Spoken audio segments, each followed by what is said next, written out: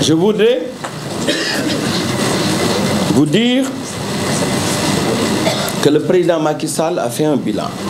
Selon lui, la mise en œuvre du PSE a permis de porter la croissance de 1,7% du PIB en 2012 à 7,2%, soit une moyenne de 6,6%.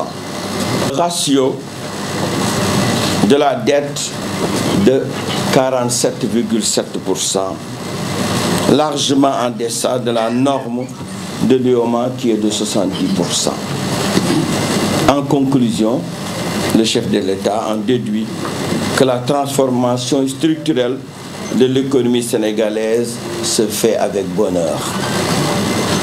C'est tout à fait inexact. D'abord, le taux de croissance en 2011 était de 2,2%.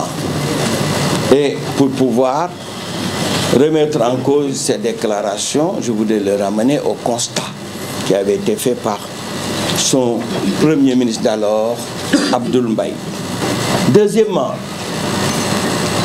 elle est d'abord composée par le secteur des services.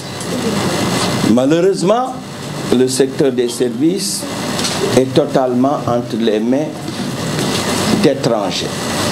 Ce qui veut dire que cette croissance, 50%, donc c'est vers l'extérieur que cette croissance va se diriger. Vous pouvez considérer que les chiffres qui nous avaient été fournis n'étaient pas exacts.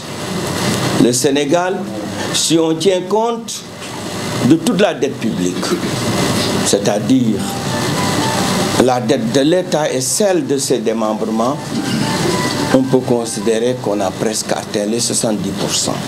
Mais restons seulement sur le terrain de la dette de l'État. Aujourd'hui, le niveau de 60% est un niveau incontestable.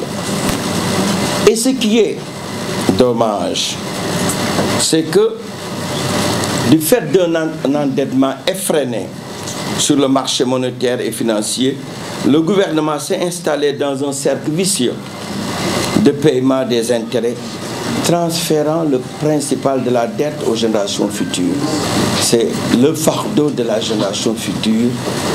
Et aujourd'hui, c'est facile de prêter au Sénégal parce que tout simplement, tout le monde considère que dans les années à venir, les ressources qui vont sortir du pétrole et du gaz nous permettront de payer. La situation économique du Sénégal est très préoccupante, plus que jamais. Au niveau des infrastructures, il faut saluer qu'ils aient eu à terminer certains chantiers que nous avions engagés. C'est une excellente chose.